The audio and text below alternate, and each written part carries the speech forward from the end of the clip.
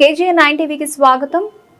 నల్గొండ జిల్లా మరిగూడ మండలం మహాశివరాత్రి పర్వదినం సందర్భంగా ఖుదాబక్షపల్లి గ్రామంలోని శివాలయం ప్రాంతంలో భక్తుల రద్దీతో శివనామ స్మరణతో మార్మోగింది. మహాశివరాత్రి పర్వదినం సందర్భంగా ఉపవాస దీక్ష చేసిన భక్తులు పెద్ద ఎత్తున శివాలయానికి చేరుకుని శివలింగానికి ప్రత్యేక పూజలు నిర్వహించి దీక్ష విరమించారు. భక్తులకు ఎలాంటి ఇబ్బందులు లేకుండా పాశం అనుదీప్ రెడ్డి రేకుల షెడ్డు భక్తులు శివయ్యను చేరుకోవడానికి మెట్ల మార్గం ఏర్పాటు చేయించారు.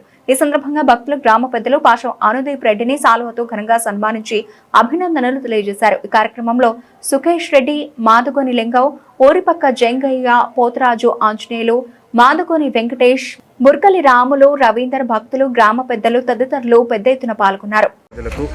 మహాశివరాత్రి సందర్భంగా ఈరోజు మన గ్రామంలో ప్రత్యేకంగా ఈ మల్లికార్జున స్వామి దేవాలయం పురాతనంలో చెట్లలో పొదలలో ఉండిపోయేది. మన గ్రామంలో శివాలయం లేదనుకునే సందర్భంలో పక్కన ఊరుకు వెళ్ళి పూజలు నిర్వహించుకునేది.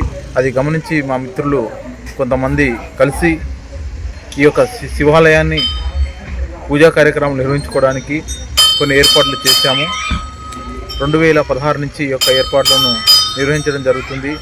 కావున సంతోషంగా రోజు రోజుకు ఈ యొక్క గుడికి భక్తులు చాలా సంఖ్యలో అధిక సంఖ్యలో వస్తున్నారు.